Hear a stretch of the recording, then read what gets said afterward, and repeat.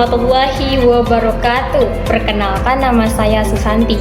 Nah, pada video pembelajaran saya kali ini saya akan membahas tentang sumber belajar. Nah, teman-teman ada yang tahu nggak nih apa itu sumber belajar dan apa itu manfaat sumber belajar? Nah, untuk teman-teman yang pengen tahu banget nih apa itu sumber belajar, jangan lupa tonton video ini ya. Belajar mengajar yaitu suatu proses yang tidak terlepas dari komponen-komponen yang saling berinteraksi di dalamnya. Salah satu komponen dalam proses tersebut adalah sumber belajar. Nah, apa sih yang dimaksud dengan sumber belajar?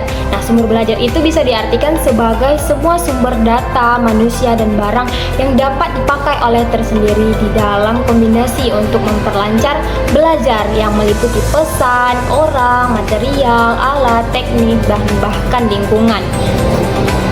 Nah, sumber belajar terbagi menjadi 6 golongan. Yang pertama yaitu pesan. Nah, di mana pesan atau informasi yang diteruskan oleh komponen lain dalam bentuk ide, fakta, arti, dan data. Nah, contohnya, semua bidang studi atau mata pelajaran untuk pendidikan anak usia dini adalah semua kegiatan yang dapat mengembangkan segala aspek kecerdasan anak. Nah, yang kedua yaitu orang atau manusia. Nah, di mana manusia bertindak sebagai menyimpan, mengolah, dan menyaji pesan. Contohnya guru, pembina, guru pembimbing, tutor, pamong, murid, pemain, pembicara, dan yang lain-lainnya. Nah, yang ketiga yaitu bahan atau material.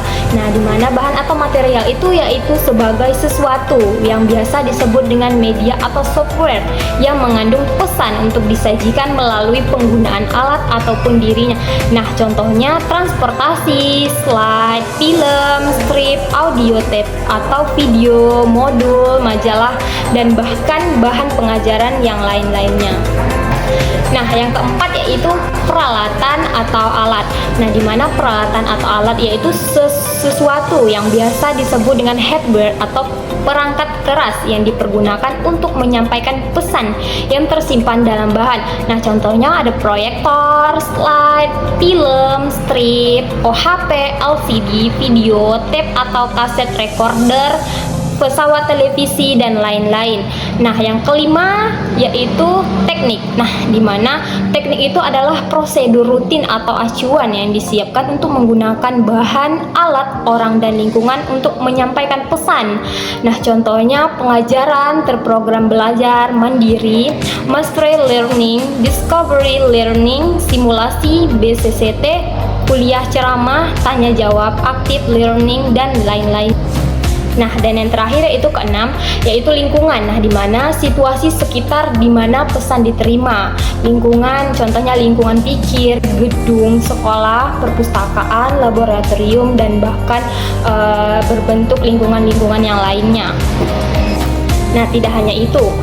Sumber belajar memiliki fungsi di mana sebagaimana media pembelajaran, sumber belajar pun mempunyai fungsi yang tak kalah pentingnya dalam proses pembelajaran. Pada pendidikan anak usia dini, fungsi sumber belajar lebih cenderung memberikan kesempatan proses berasosiasi kepada anak untuk mendapatkan dan memperkaya pengetahuan dengan menggunakan berbagai alat seperti buku, narasumber, dan lain-lainnya. Di mana penggunaan sumber belajar disesuaikan dengan tingkat kebutuhan anak. Misalnya, ada seorang yang hanya menghendaki bahan dari sumber belajar yang sama. Hal ini dikarenakan adanya kebutuhan anak ke pengulangan-pengulangan untuk menguasai kemampuan maupun keterampilan tertentu. Nah, di mana pengulangan itu pun dapat menjadi suatu kebiasaan yang dibutuhkan untuk anak dalam kehidupan dan berpendidikan selanjutnya.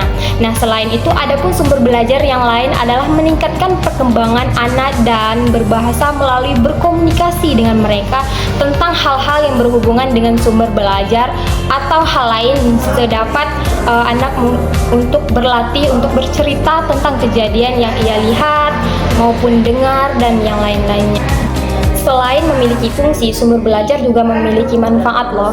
Yang pertama yaitu dapat memberikan pengalaman belajar lebih konkret secara langsung.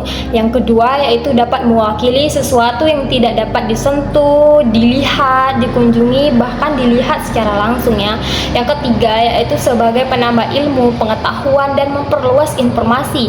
Dan yang keempat yaitu sebagai wadah memberikan segala informasi akurat tepat waktu. Yang kelima yaitu dapat membantu menyelesaikan masalah pendidikan kecil ataupun besar. Yang keenam, sebagai masukan dan membangun motivasi yang positif.